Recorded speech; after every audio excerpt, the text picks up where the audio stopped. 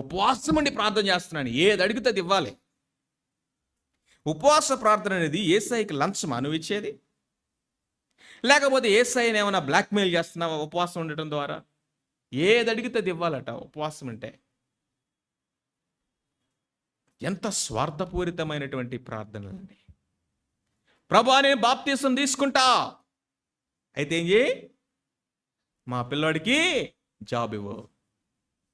ప్రభువా నేను నీ మందిరానికి వస్తా, ఏం చేయాలి, మా అప్పుల బాధలన్నీ తీర్చు.